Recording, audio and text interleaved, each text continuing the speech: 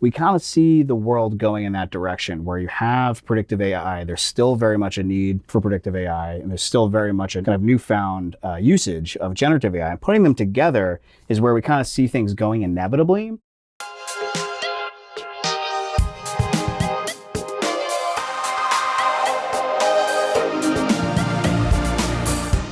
John, welcome to the show. Thanks for coming in today. We're going to talk a lot about AI, which sounds like you know a little bit about that. So we'd love to get, of course, a quick intro from yourself, and then let's talk about H2O after that. Sure, yeah. Thanks for having me. My name is John. I'm a data scientist by trade.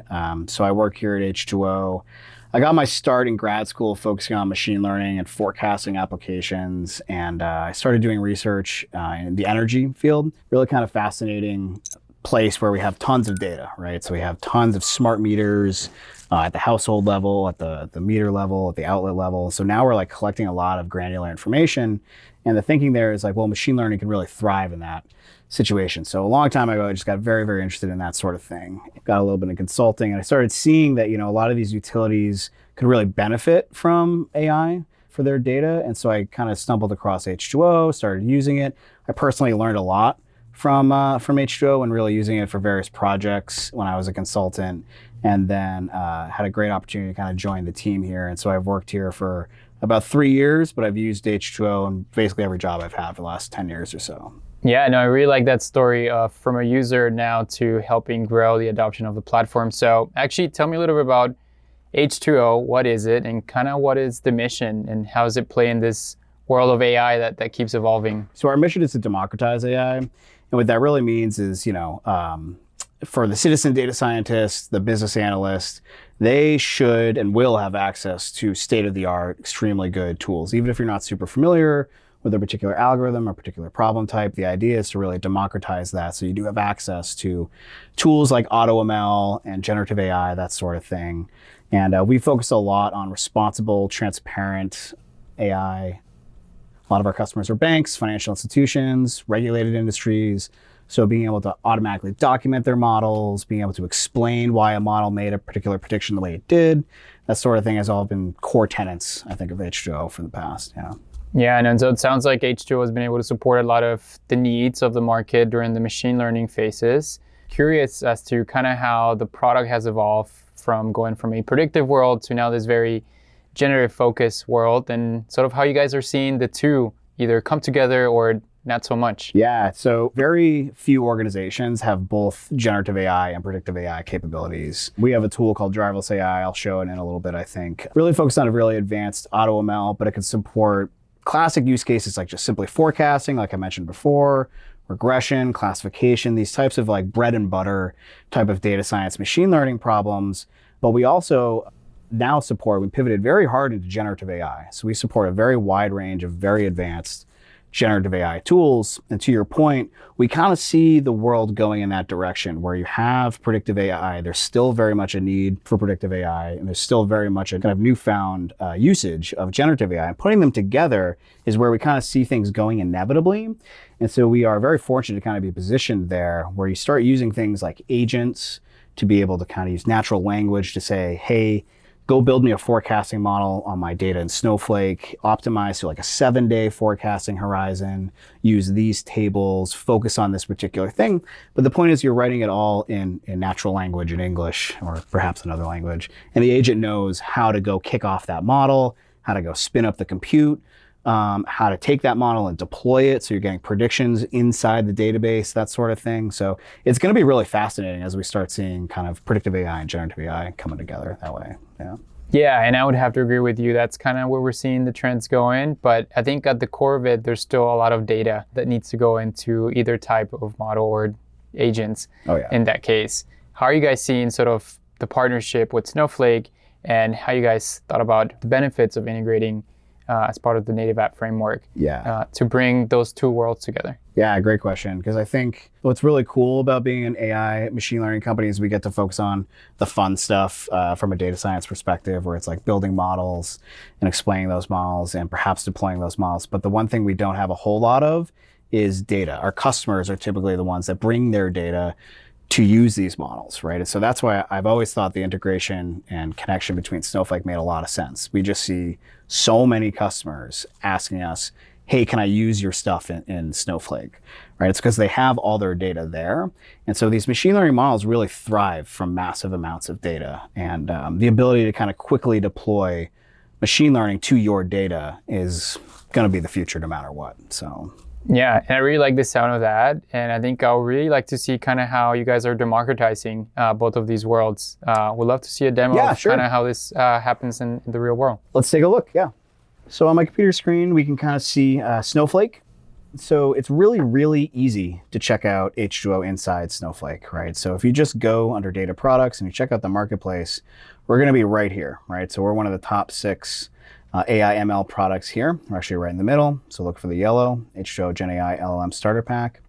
If you click on that real quick, you're going to see a nice like instructional video from one of my colleagues on how to use this. This is one of the starter packs. So this is focused on generative AI and building your own LLMs on top of your data, right? But as you kind of scroll through here, you're going to see at least a description of the business needs that this particular tool is addressing, right? You're going to see some examples of usage, how to get this going in a Snowflake worksheet, that sort of thing. Also some best practices on post-installation. But if you scroll down, you're going to see some existing pricing already right there, very transparent about that. And there's also going to be a 30-day kind of free trial to check this out for you. Now, if you keep scrolling down, though, you're going to see a few different applications here as well. So on the left, I would say these are kind of standalone tools you might want to play around with. eScore is really good for deploying, advanced deployments inside Snowflake, outside of Snowflake, if you really want to do that. H2O GPT is our open source, private GPT LLMs. LLM Studio is a tool for building extremely efficient LLMs, so it's a fine-tuning tool, UI. And then on the right, though, you're going to see these starter packs, right? So if you don't know exactly what you want to play around with first, definitely suggest checking out some of these starter packs. So for example, we'll check out the predictive modeling one right now. And so if we click on that, we're sent over to this particular starter pack. Again, you're gonna see a little bit of a video of an explanation. I'll demo this product in just a second. It's very easy to kind of get going. You click on open, and it should pop open an explanation of the app. You just click on launch app, and you should be sent over to a worksheet. Kind of gives you the run by example of how to get this app going, how to set up the right roles. Again, this is our own kind of demo environment, so you're seeing things that say H2O quite a bit here, right? But the thinking is all you really need to do is say run all, and you're gonna be running this application inside Snowflake, and you're gonna have access to your Snowflake data, right? And so if I kind of skip ahead, and now I look at one of these running examples, now we can see this software, right? So this is driverless AI, really advanced AutoML tool. And we're gonna see here that's running inside Snowpark Container Services, right? And so a lot of our stuff uses and leverages Kubernetes quite a bit. So it's just really awesome to have Snowpark Container Services here so we can do this sort of advanced stuff. But let's start on the datasets page really quickly. These are a few datasets, examples. It's really easy to get data in here, right? So we have a built-in connector to Snowflake. You can see here that you can run example queries against your Snowflake, right? So read data directly into this ephemeral compute machine learning engine, right? And so I've already got some data in here already. So we take a look at one of these data sets. Here's a pretty classic kind of fraud example. So we click on details. You're going to see, a profile of this data. This is really, really helpful if it's a data set you've never seen before, or you're just trying to understand the art of the possible in terms of a modeling perspective. So this data set is transactional fraud, right? It's a public example data set. We have transactions here as a timestamp. And we've got, features and characteristics that you might be interested in if you were going to build a fraud model. So city, state, that sort of thing. It's at the transaction level. But ultimately, we're trying to predict this thing all the way here on the right. So is fraud. This is our target, right? And so we can see here it's very, very skewed. So less than a single % of all the observations are a positive class. And so it's quite easy to get going with this, and I'll show you that in just a second. But the one thing I do want to comment on is we also have this tool called a predict wizard. So if you don't know what you're doing, we kind of lovingly call this the TurboTax of machine learning, where it's going to step-by-step ask you, okay, what problem are you trying to achieve? How hard do you want me to work on this? When do you want me to stop working on this? Are you ready for production? Are you ready for deployment? even if you don't know what that looks like, what could it look like? So I'm preparing the model objects at the end to be deployed maybe inside Snowflake, right? The point is it's kind of a tutorial-based approach. You don't need to do that. You could also click on predict, and it's very, very straightforward to get a really advanced machine learning model going. So it's asking you, what's the thing you'd like to predict? So we're going to click on is fraud as our target. And just like that, it looks at the response variable and says, oh, okay, based on that, and just that, I came up with a plan of attack. And so we've come up with a lot of intelligence already just by looking at the distribution of the thing you want to predict. And so this plan of attack is broken out into 3 major settings: accuracy, time, and interpretability. Now, at this point, you could click the button Launch Experiment, and you're going to launch Experiment. It's going to do a lot of QA, QC, start building models. You're off to the races, right? But if you wanted to, you can kind of tweak this. So a lot of people, they see this and they get all excited. They want to pump accuracy all the way up to 10, time up to 10, like try as hard as you can, get the best result. There's of course trade-offs with doing that sort of thing. And then interpretability kind of controls the search space, right? So if you need to explain this model to a business stakeholder, maybe a non-technical person, or maybe you have a compliance reason. So you can put interpretability up to 10, and you're gonna be limited to the most simple interpretable models. If you go the other way, the world's your oyster. You can have the most complex, exotic features, that sort of thing, right? But at this point, all you need to do is click launch, and you're going to be using your Snowflake data to get a really, really good model, right? And so 2 last things real quick. I'll just show this very briefly. This is what a completed experiment looks like. And just really briefly, you can kind of see what models it picked, what the top drivers were, that sort of thing, and all sorts of ways of downloading automatic documentation, deploying the pipeline, visualizing it, interpreting it. Lots of things you can do, but all of that comes out of the box every time you launch a model. All you got to do is click the button. And the very last thing I wanted to show is, so this is like a very good predictive AI tool, but like I said, our future vision is that we are going to be combining predictive with generative AI. So one way we do that is with native apps. Right? So if we go into this native app, again, running in Snowflake, we can see here, we're just kind of visualizing a Snowflake table, nothing kind of crazy quite yet, but you can start interacting with it in a very engaging way. So maybe we want to look at a few different cities inside this data set. This is like a marketing data set where we have customer information. And so we kind of quickly start running an EDA visual analysis there. But the fun really begins when you start using models, right? So for generative AI, maybe we want to use generative AI to create a SQL query that goes out there and just simply shows maybe all the attendees under 20 miles. So immediately we can start using LLMs inside Snowflake, get that going, generate the query, render the results. And then finally on the predictive side, maybe we want to use that driverless AI model we picked to give us not only a prediction, but also a reason code, right? So why was a customer picked for a marketing campaign? Not only do we get a prediction for yes or no, we also get a reason code for exactly why it was predicted for that marketing campaign. So you're starting to merge predictive and generative AI and all the goodness from both of those, I think, in one go. So. Yeah, no, it was really cool to see sort of at the end how you guys are starting to combine those two, that natural language interface with that predictive set of analytics. To your point, business users sometimes need to know why something happened, and machine learning models and predictive models are still really good at doing a lot of that. Now, question to you. It was really easy to get started, so that's a great benefit for customers, our joint customers, to try this today. Are there any other benefits that customers should expect when using the native app now available in the Snowflake Marketplace?